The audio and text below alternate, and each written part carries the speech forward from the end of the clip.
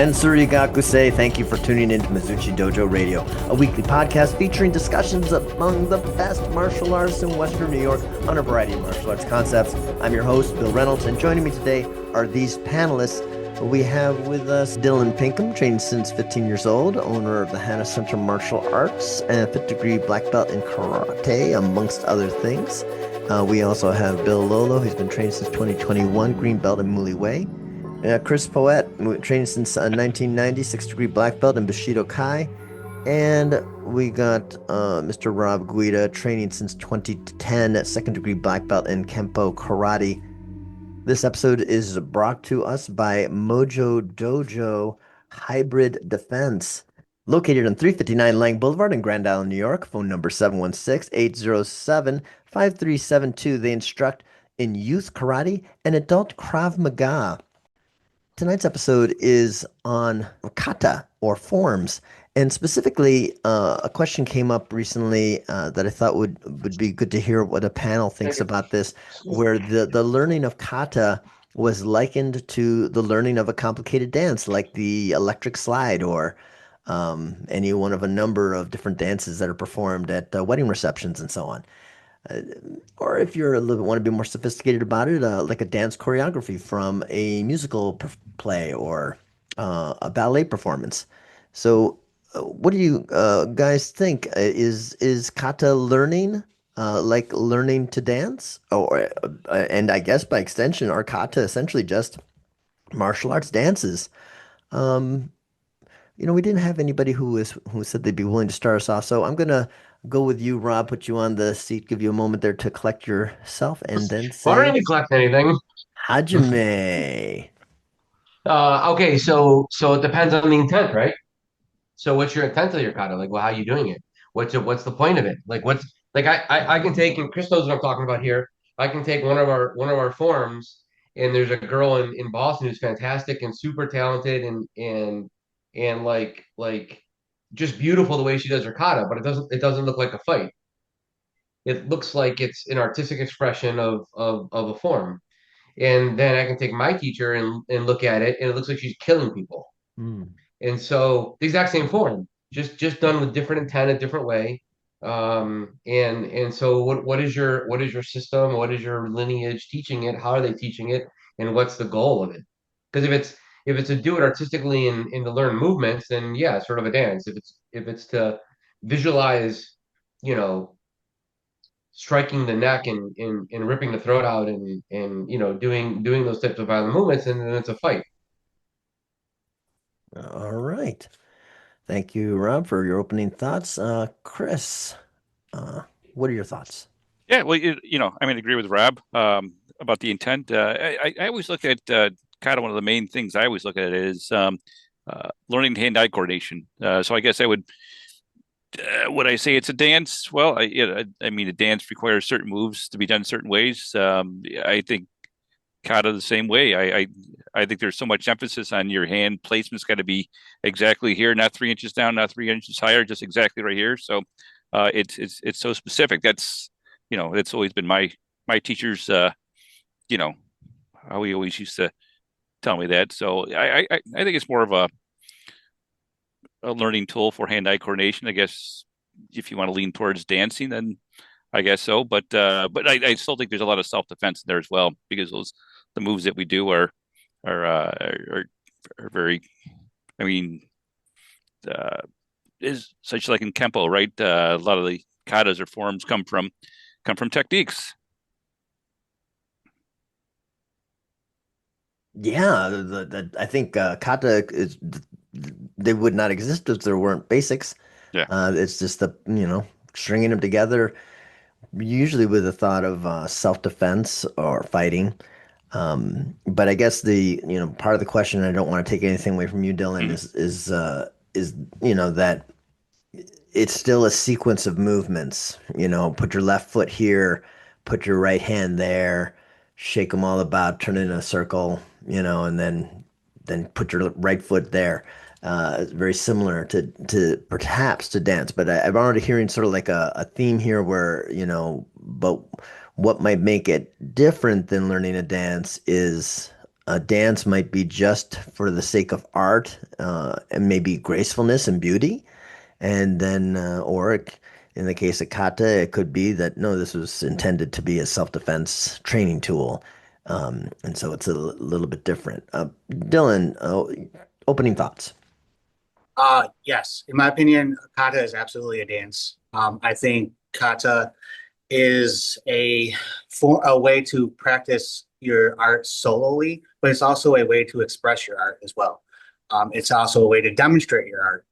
Um, are there combative fighting aspects to it? I guess you could say that. But to say that, in my opinion, would be saying that that's how the fight's going to occur.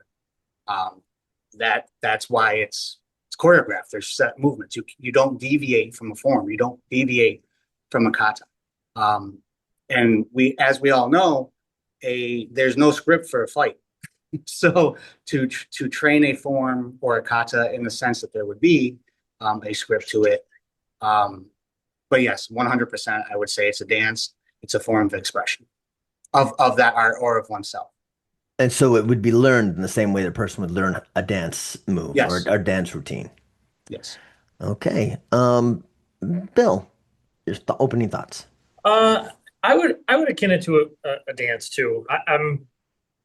I definitely feel the how do I say this the self-expression of doing a kata by myself is very I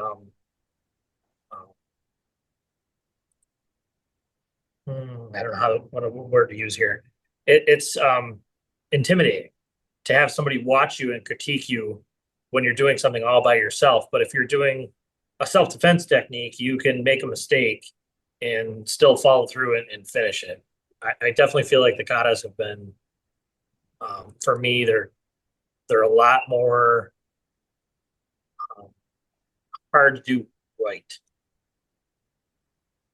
So, and I'm not a good dancer, so that's probably why I think that. Definitely not a dancer. Okay. All right. I'll put in my opening thoughts just to preface it. I know some of you guys have heard this spiel out of me before, but I look at how martial arts is trained as occurring in three eras.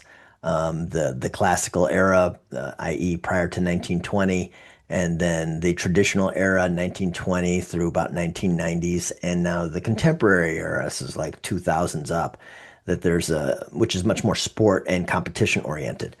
And I think what's interesting and important, at least for me, when I listen to other people talk about how they view kata, let alone whether they are like a dance and or trained like a dance, um, is that in classical karate, like we teach it at my school, kata has to be done with a partner, someone we call a uke, or a person who like receives techniques, so that you can actually see what your arms and feet, why you're stepping the way you are, why you're throwing out what looks like a kick, and what that kick is actually doing, why you move your hands this way and that way, and because like at least for ours, there's this in our very first kata, there's this move that um, it looks like it's a palm heel strike, and it is. And then it moves immediately into this gesture we call a tiger mouth, which is sort of like a grasping looking hand. And the thing when a student first learns the kata, they extend their arm way out there when they're like doing the palm heel strike, and then they leave it out there as they apply the tiger mouth. And then they do it with a partner, and then they come to realize that the partner that they're applying this to is maybe 16 inches away from their chest. They're very close. And so that palm heel strike is not going to like, even if you want to put the energy of it to like go way past and extending your arm, which would go through their head, to get your hand on their throat, you'd still have to bring your hand back pretty much closer to you in order to apply the strangulation at that point.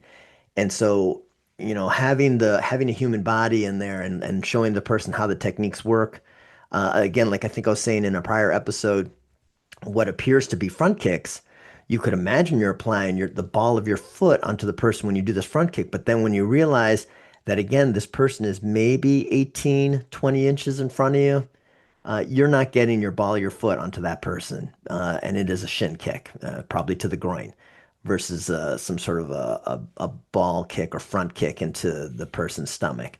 So again, you need human bodies, and it seems like in the move to traditional martial arts, which was set up to look like classrooms, that you have people standing in rows and they're doing techniques, watching an instructor and doing them to the air, and so they have to rely on their imagination. And I would agree with Bill. Can be very awkward.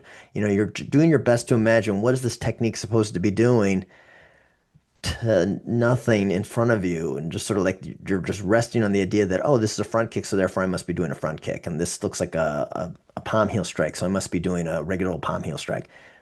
So in that way, I think like getting back to Robert's point. I think what's going on in your head when you're training a kata really will have an impact upon how the kata is learned, whether you learn it just as a string of movements, right foot here, left foot there, right fist here, left open hand there? Or are you thinking grabbing person by the belt, pulling them in towards you, applying a palm heel to their chin when they're only maybe less than 2 feet away from you? Very different way of thinking of how the kata is working and the difference between whether or not the person looks like they're actually committing martial mayhem or if they just look like they're doing something beautiful and graceful and just pretty. Uh, so I guess my opening thought is that kata can definitely be just like learning a dance, but if you're training properly in kata, you learn that you can apply a meaning to these movements, and actually it changes how you perform them. The only thing I would like, something you said, Dylan, the idea that a kata is supposed to be a fight seems to, I don't know if you meant this, so I don't want to put words in your mouth, but I've sometimes heard the idea that some people believe that a kata represents a fight in its entirety, that like from beginning to end, this is like some sort of a fight scene out of a movie, versus the way that kata are trained classically, which is that they are mnemonic devices with embedded training tools and sections of them that refer to some sort of attack, but it's not necessarily that it's like one continuous nonstop fight against a variety of multiple opponents in serial throughout. And also based upon how close the person is and exactly how they're attacking you. The same move in a kata actually could have anywhere up to, I've seen 3 different interpretations for the same sequence of moves. That it could be simply some sort of a strangulation, a joint lock, or a throw. The same move. So, depending upon exactly how you're imagining the person's body was to begin with. All right, so that's everybody all around. Let's open this up to more general back and forth discussion. Go ahead and feel free to engage each other and things the different panelists have said. I'm going to go So it's back. interesting. Okay, go ahead. No, it's interesting because I've gone through all 3 phases where my first field of study, they didn't do any forms, like none. Zero. And I looked down on them and I thought they were just dance. And I thought that they were because that's what my instructor was always said. And I said, that's what he said, that's what I said. Mhm. So that's what I thought. And then I went through a phase right I switched Kempo systems and they had forms. So I had to learn them. Well, how do you learn them when you don't have an instructor? Well, you look at videos. So I watched these videos and I learned the forms. And I was doing them, but they were just but I was just dancing because I didn't know what I was doing. And then I got with Mrs. C, and she's like, "Okay, that's terrible." And Chris is laughing, but he knows exactly what I'm talking about. She's like, "You don't even know how to walk right now," Mm, and she completely changed the forms, and I still can't do them the way she does them. God mm, bless her. Um, but now there's intent behind the forms, and when you get intent behind the forms, it is a fight because you can see the fight, you can feel the fight, you can hit the fight, you know what it is. And when you don't have that intent, then yeah, it's just a dance. And there's nothing wrong with that if that's what your lineage is and that's what your teacher's teaching and that's what you want to do and you want to be artistic and express yourself. Great. But that's not self-defense and that's not fighting. That's something different. And mm. so I tell people all the time, students, I say to the kids, like, don't do it like a dance. Nobody wants to see dance. They'll go to whatever whatever, what's that dance studio? Frank Sinatra, Frank, whatever. They'll go there if they want to see dance. They want to see fighting. Hmm. Hmm. And by the way, your example is exactly what my teacher yelled at Chris for once, which I thought was hilarious. He was doing these finger pokes, and she's like, Chris, like you're poking through his eye all the way to the back of his skull because you're hitting him and you're going all the way through. You know, it was like, oh yeah, that's interesting. I just remembered Thank you, Yeah. Rob. Thank you. I mean, that. learning cottage from Mississippi is so different. It really It's an is. experience. She It's an is so experience. good, and It's so good. yeah, I do enjoy it, even though I get humbled very quickly. Yeah, but I And will say, and like, go ahead. I'll tell you, Bill, when you watch her do it, it looks like she's killing people. Yeah. I mean, Chris, I mean, you've seen it. Am I right? Oh yeah, yeah. Yeah. She's fantastic. You know. Um, Well, I guess it depends who you are. My master said to me when I think I was like going for was it my first? No, it was after I completed my first degree black belt. He said to me, excellent work, sensei. Everything looked great. Just gonna say moving forward, try to imagine less murder. And I think that's just because Different systems. yeah, I just looked at everything I did, forms and basics and everything, just as like all as murderous and destructive as possible, and that's what I was imagining. Um, yeah, but there's an interesting piece of this because I don't want to disparage, like you said, that it's there's something more to it than just like saying, oh no, kata has no meaning, and it is essentially then just derivatively a dance.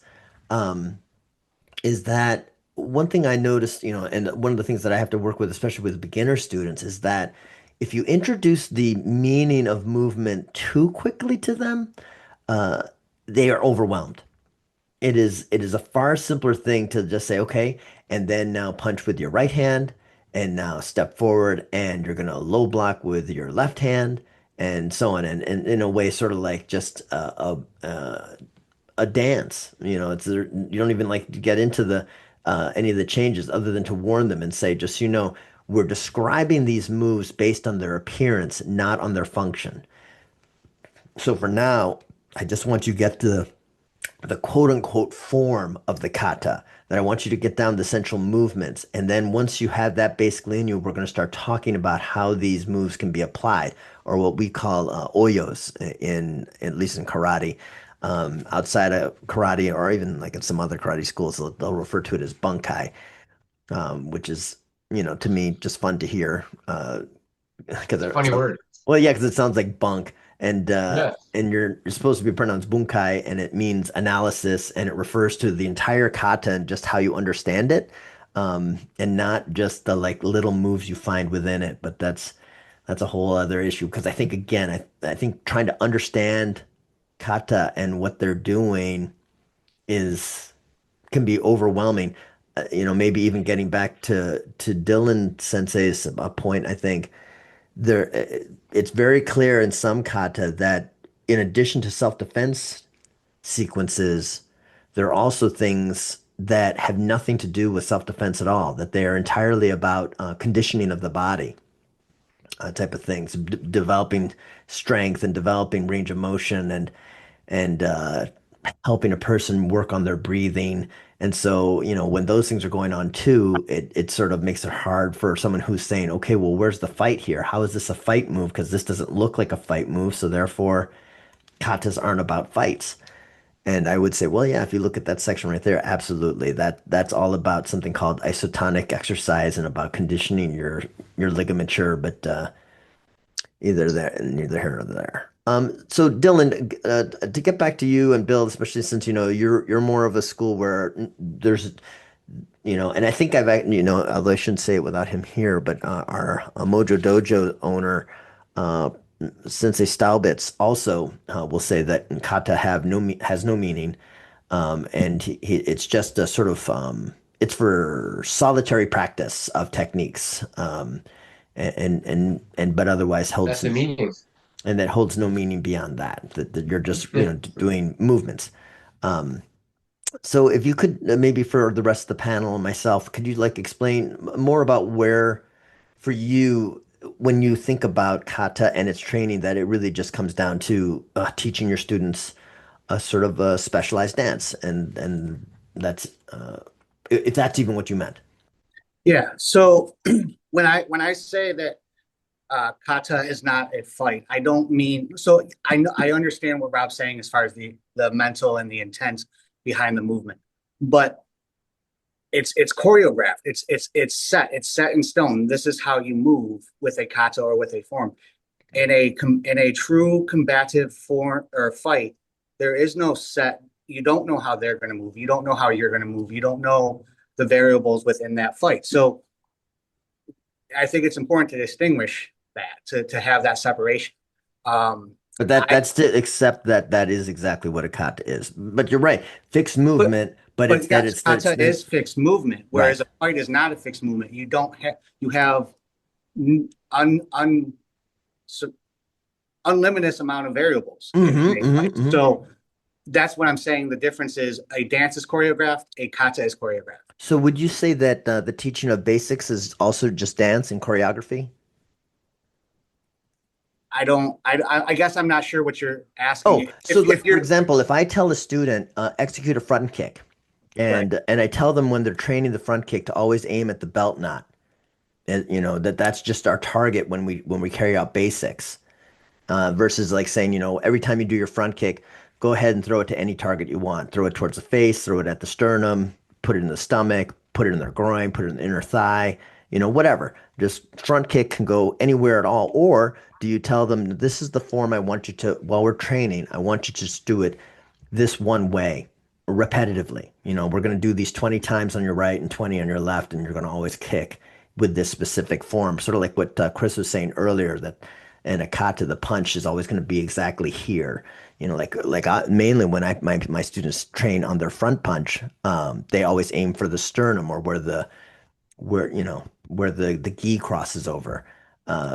Always, you know, unless they're more advanced, and then we talk about them doing a different technique. But at least to start, it's very much, you know, fixed. Do you or do you not train that way? so yes and no. Okay. So my focus is on the fundamentals of the kick. So the chambering, the extension, the chambering, and the down. That's my typically my fixed point. From there, I may say, depending on the intent. So are we practicing for sparring and competition? Then it's above the belt. Are we practicing a self-defense technique? Then it's below the belt. So it's where so as far as I think, to answer your question,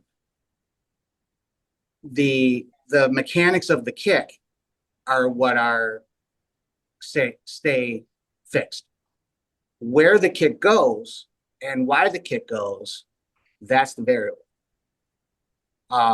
Whereas where on the opposite side of that, you said that with a form there is no deviation from that. So I think I think that that's my point in that is, yes, I teach the fundamentals of that kick, but I don't say it has to go here. It has to go to the midsection. It has to go.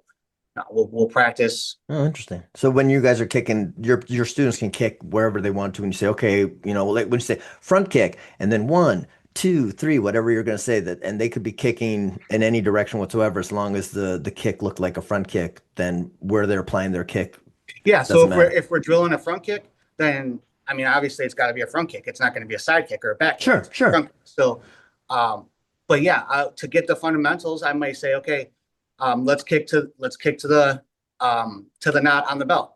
Then once everyone gets that, I'll say, all right, go ahead and play.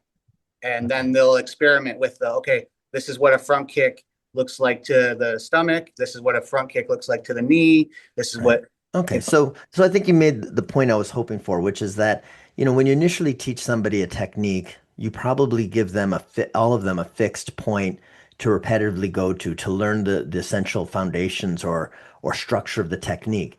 And then certainly, yes, you know, now let's go play with it, and that front kick could go to anywhere, a variety of targets. You're basically practicing with them a moment in time with a very specific scenario where that kick is appropriate. And so the thing about a kata, which I would just argue to you there, is that certainly these kata would not be like something that you just do in a sort of automaton sort of manner, regardless of how you're being attacked. That instead, these chains of movements are practiced with the intent of a very specific type of attack, like again, going with the seisan, the first move is that you're supposed to go from a ready position or feet shoulder width apart and hands sort of just about at your belt level. And the idea is that someone tries to punch you in the face. And so the attack is a punch to the face. And so you're going to sidestep, you're going to high parry or palm heel block, and you're going to chamber up and then step into that arm that you've deflected with what appears to be a middle block. So you're right. That move, that opening move from the kata makes no sense if instead the attack was a kick to your groin. That movement may or may not help. You'll end up getting kicked in the hip, I guess. But I think that's the same thing then when we teach basics. We usually, if you teach a basic middle block, you're usually telling your student you're essentially blocking someone trying to punch them in the chest. If you teach them a high block, you're teaching them for a punch to the face. But that high block is not going to be any use if they are getting kicked in the shins, or yeah, shin kick to their thigh. The high block is pointless and meaningless. It's fixed in a unusable situation. But I think that's how I would challenge, the idea that a kata can't be a fight because fights are not fixed and not choreographed and highly variable. It's like, well, okay, but that's true of any technique we learn, any sequence we learn. This is a technique to do if somebody grabs you by your wrists, or this is a technique to do if somebody tries to strangle you from in front, or somebody does a bear hug to you from behind. It's like, very prescribed. You say, this is the attack. Here's how you could respond. But obviously that same sequence doesn't work if say, okay, well, I know that we talked about this being for the bear hug from behind. Now I'm gonna kick you in the face. Use the same technique to defend yourself against the kick to the face, and obviously probably not going to be very helpful. So that would be my counter to the idea that kata can't be fights because fights are too random to be so prescribed. I mean, how else are you going to learn techniques unless basically say this is the attack, this is the attack, this is the attack, and it's just you know fixed. But like I was saying a few moments ago, Dylan, at least like for example, uh, I think about this one technique we do in a kata where it looks like it's a back fist, and we talk about how if they punch with their right hand, you end up on the inside of their arm, and now you're back fisting them into the face. But if they did with their other arm, you end up trapping their striking hand against their chest, and then you're going to like grab their neck, and that's what it becomes instead. So these same moves, the structures can work with some variance, but obviously, yeah, it's gonna be within a range. So I totally, so keep in mind, coming from a Tracy Kempo background, I'm all about a mass attack. I'm all about two-man set. Like those are great forms, right? Right, Rob? However, when you talk about the technique, so I'm a little bit different from a lot of schools where I don't teach techniques per se. I teach concepts and principles. So I'll teach a technique if that's what we call it. Okay, this is what we're going to do off a right punch. I have them, and there's typically movements and concepts, whether I'm stepping off center line at a 45, stepping off center line at 90, stepping backwards off that center line, whether it's a circle block, a parry block, downward, whatever have you, right? There's a concept, there's a core concept there that I'm looking to teach. But from that point, once my students get that core concept, then I go, okay, how many different strikes do you know? You know, an elbow, did. Now, where would you, in the way that you take that angle, the way that you take that step back, what would be prescribed to what would you have available? What would you use? So I guess my counter to your counter would be, I don't feel as though I teach set technique to say, okay, this is how we're going to do it. I teach, like I said, again, the core principles of step off that line. Don't care what you do, just don't get hit because you get hit. Mm. Perfect. Yeah, and I would absolutely agree with you. I don't think kata is rigid and fixed choreographic techniques, but rather are illustrations of concepts, reinforcement of the importance of structure and of how you move and how how you execute things. Versus getting caught up in the weeds of like this looks like a back fist, this looks like a kick. When it's not necessarily. And I Instead, think forms are weeds. yeah, yeah. I think it's easy to get caught up in the weeds. I think it is easy if you don't, like I said, I think and this is probably where we differ. Like with a dance, it's just strictly move left leg, move right foot. I just think about like that. Is it the electric slide where they go hop to your left, stamp to your right, or crisscross? Is that one? And Yeah. okay, so that's how I think kata can be instructed like that. And yeah, certainly it's just nothing but a bunch of moves. And perhaps that could be good enough for some people. And then they could try to make themselves look like Fred Astaire while they're doing it. And getting back to Rob and Chris, I think that if you wish, it could have greater purpose than that. It can instruct in concepts, philosophies, basic ideas, like, demonstrating why you would step this way in order to make it into a throw, versus a strike, I guess, and so on, and how different movements can combine together to get sort of like in a chess match, a certain effect that you couldn't get if you're just looking at a technique one at a time. I think that's where it gets more powerful in a dance. Like you were talking about in the other episode in Kenpo technique, where you might do what we would call a reverse hammer, low hammer strike to the groin. Your opponent is behind you, and then the idea that as you bring your arm up, you're elbow striking them either into their descending face after you hit them in the groin, or just in their guts. It doesn't really matter so much. But the idea there is that those two moves chaining together, like moves chained together in a kata, is strategic. I know when I like hit him. In fact, I think in the one I'm thinking about in Five Swords, not only do I reply a back hammer, but I take my offhand and I put it above my shoulder in what we call tiger claws, or you could just say finger spears, and you hold it there with rigid fingers with the idea that as you hammer them in the groin, their face comes down and like goes into your fingers, like some sort of punji sticks or whatever. Uh, it's strategic. You don't the moves aren't occurring separately. They're occurring in some sort of a plan strategy. And I think that's where I think dance moves don't look to me like strategy. You don't like, I guess you could step certain ways to be able to do the next dance move, but for the most part, they're just a series of moves. And I think that kata can be more than that.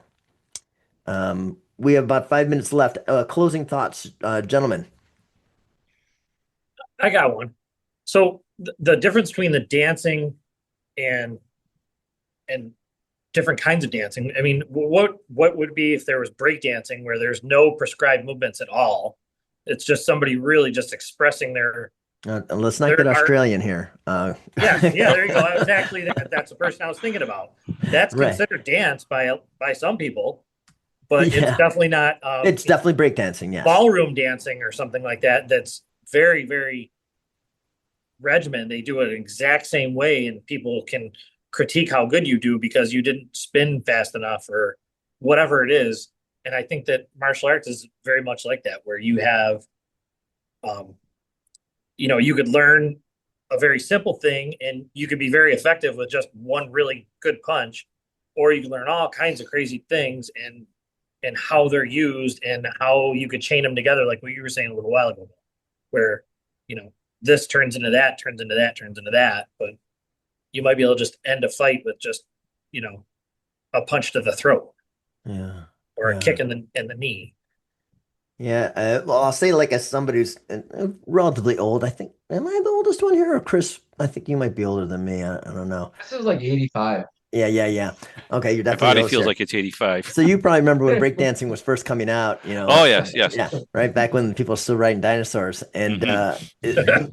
the moves were very prescribed. I recall that, you know, there were certain moves and they had names, and people you would try and you would demonstrate how well you could execute them.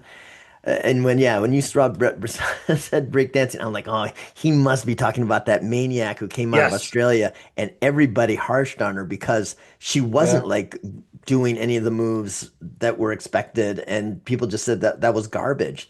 And I would say that's, you know, sometimes that's how I feel when I see people and they've made their own katas up instead of using any of the katas or that are like decades or centuries old. They just make up some kata, and it's like, wow, there's like, I see no meaning behind this thing. It's just, it's a dance. They're doing a dance right now, and I would agree that's possibly some katas very well just could be dances. They have no meaning behind them. Totally agree. Uh, Other closing thoughts. Yeah, a couple of random thoughts. I mean, I don't disparage how anybody teaches their shit, so that's fine. If they want to teach no kata, teach no kata. If they want to Okay, teach keep it dance, teach. PG-13, Mr. Sorry, Guida. Bill, you gotta remind me. If they want to teach dancing kata, teach dancing kata. That's great. I mean, like that's their own system. But how do students get good? They get good through practice. And how do you practice? You practice with kata. And if you don't practice with kata, then you're not good. And I'll make that argument all day long because if you don't practice, you're not good. And how do you practice? You practice by yourself. How do you practice? Well, you have to be doing some type of kata. And whether you call it a technique, whether you call it bag work, whether you call it whatever, you're doing a prescribed something in a sequence of movements to get better. That is kata. Um, Second thought, the dude that was with Dylan, Bill, he said something that's really interesting to me that I've said to my students. Like when I went through Ranger School, the whole point of Ranger School was to get you in the most uncomfortable, stressful situation you could get to see if you could be a leader, to see if you can make decisions, right? What is the most stressful and uncomfortable position we can get a student in? And that's doing a form in front of 200 people. Sparring is easy. Bill, that's you versus me. I got to worry about you. I don't care about anybody else. You put somebody in a tournament, in a ring, in a test, and you say do a form in front of 200 people, that's pressure. And so, like, the benefit of teaching that and having students be able to perform like that is astronomical. Because if they can't perform like that, they're not going to perform in a fight because the pressure is the only thing I can equal. The only thing I can equal that pressure is that. So anyway, two random thoughts about it, and again, I don't criticize or anybody wants to teach any of their stuff. Like my friend Karamina, she does stuff very artistically, and it's great, and it's not me, but that's how she likes to teach it. So Okay. And with that, I'm going to have to say, Yame. Thank you, panelists, and thank you, listeners, for your attention. We'd love to hear your thoughts on this topic, and you can share them to our threads at Mizuchi_dojo, or you can email us at mizuchi.dojo.hanbu@gmail.com. Also, please consider supporting this podcast by subscribing via our Patreon. For $1 a month, you'll not only help keep this podcast on the air, but $1 subscribers can vote on what topic they want the panel to discuss in the recording sessions. Higher contributors can have their feedback read on air, and even higher contributors can get a regular shout out to the martial arts school of their choice. You can find more information about this in our show notes as well as our Patreon page. Mata Yasai.